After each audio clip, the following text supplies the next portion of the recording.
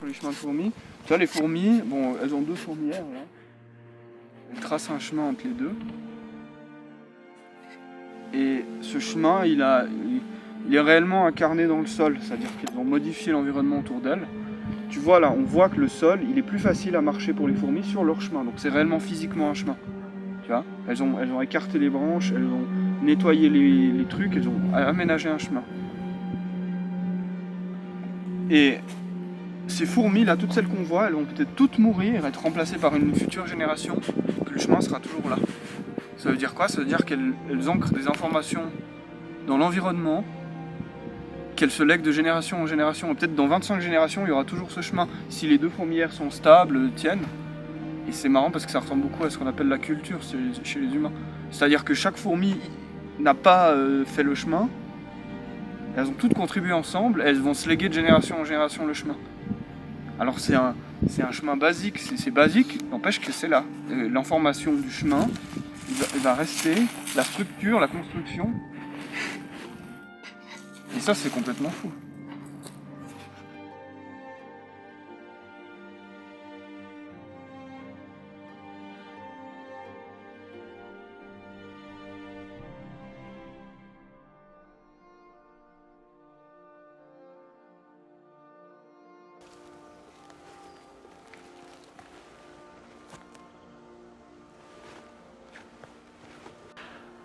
Je suis revenu à l'endroit où j'ai vu les cerfs, mais cette fois avec quelque chose pour couvrir mon visage. Quelque chose pour couvrir mon visage. Et quelque chose pour casser ma forme.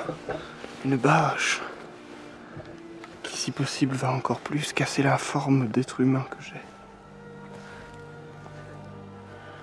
C'est les deux choses que les animaux reconnaissent le plus vite.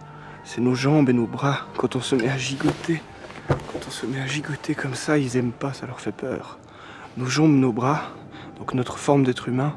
Et la deuxième chose, c'est le visage, qui forme une espèce de point blanc au milieu des buissons. Comme ça, une tête ahurie d'être humain. Une tête ahurie d'être humain de miniature YouTube. Et bah ça leur fait peur. Ils ont peur. Ils ont peur de la miniature YouTube.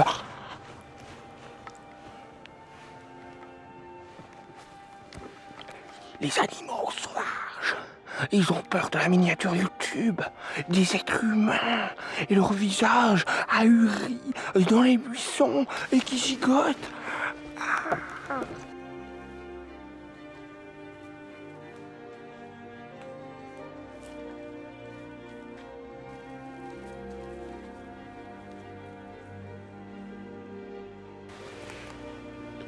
Je suis au bord d'un trou très profond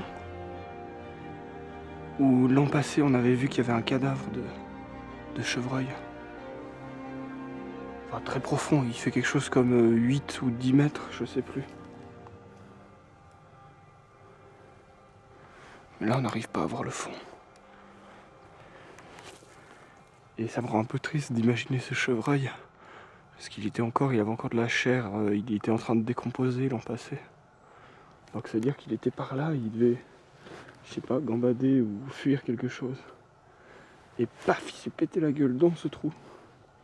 Et il est sûrement pas mort sur le coup, parce que c'est pas une chute qui tue sur le coup, donc il devait être là-bas en bas en train de hurler pendant une semaine. C'est comme ça que se fait la sélection naturelle, pour qu'on ait peur du vide. Pour qu'on ait un certain sens de l'équilibre tout de même, parce que c'est quand même un avantage. Et pour qu'on ait peur des trous obscurs, desquels on ne voit pas le fond. J'ai entendu quelques cerfs bramer au loin. À présent, je vais attendre dans cet endroit. Je vais attendre la tombée de la nuit et peut-être que quelques cerfs vont venir ici et vont bramer ici.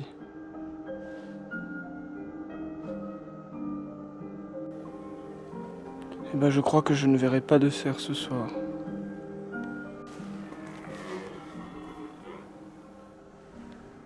Pas si sûr que je voie pas de cerfs.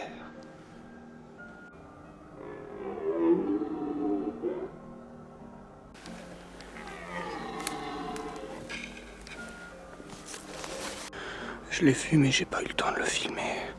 Il était en haut de la colline.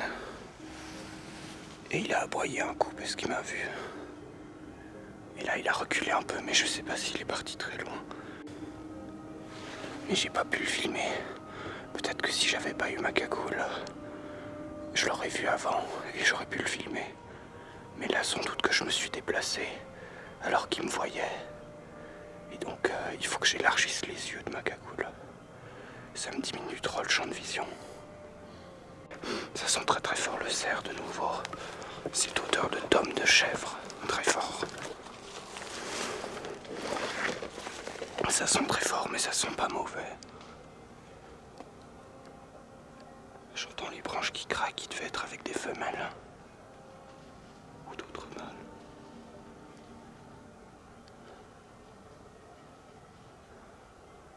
J'entends que ça se déplace, ils sont toujours là.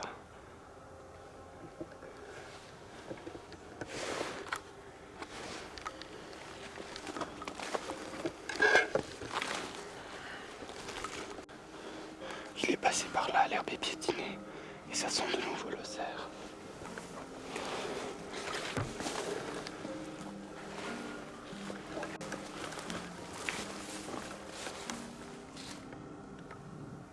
C'est ici qu'ils dorment. Tout est piétiné. Ils passent à travers une espèce de falaise.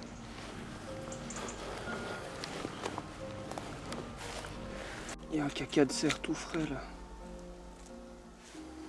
Contre des murs comme ça en pierre, ça devient compliqué de le suivre.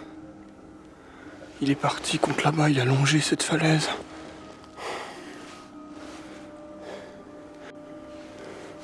Regardez ce mur en pierre comme il est beau. Tout plat d'un seul bloc.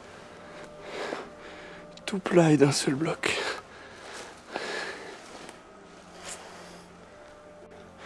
Il faut que je reparte avant qu'il fasse trop nuit. Parce que j'ai pas de lumière. Et je suis vraiment loin des chemins. Je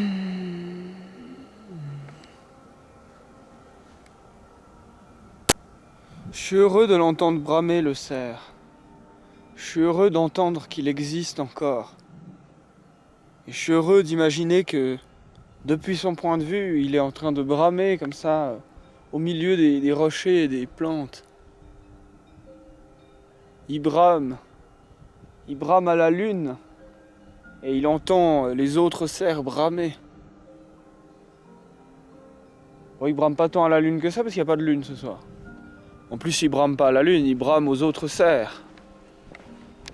Il leur dit « Je suis là, j'existe. Je suis !»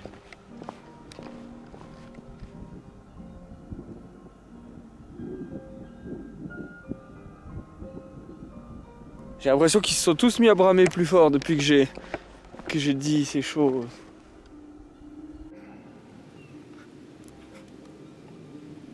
Je trouve vraiment que les cerfs, avec leurs grands bois comme ça, leur couronne, on dirait vraiment que c'est des seigneurs de la forêt. Ils ont vraiment la symbolique du seigneur de la montagne et de la forêt, je trouve.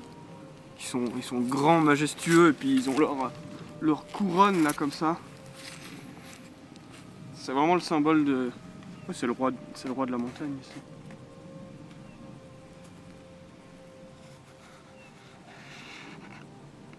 C'est beau ce paysage de début d'automne. Bon là c'est moitié sécheresse, moitié automne. Bon, les avions ils sont infernales ici. T'as raison, je sais pas pourquoi, ils font tellement de bruit. C'est peut-être juste l'altitude mais... L'écho. Ouais, ou alors c'est juste qu'il y a tellement peu de pollution sonore que quand il y a un avion, c'est infernal. Mm. Il nous broie les oreilles. Avec ses grands réacteurs.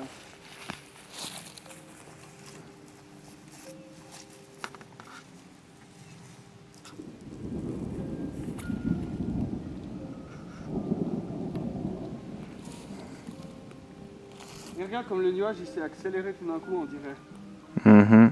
Je sais pas si... Peut-être que je l'ai pas remarqué juste mais... On dirait que genre... quand il y a eu le tonnerre, ça a accéléré tout d'un coup les déplacements.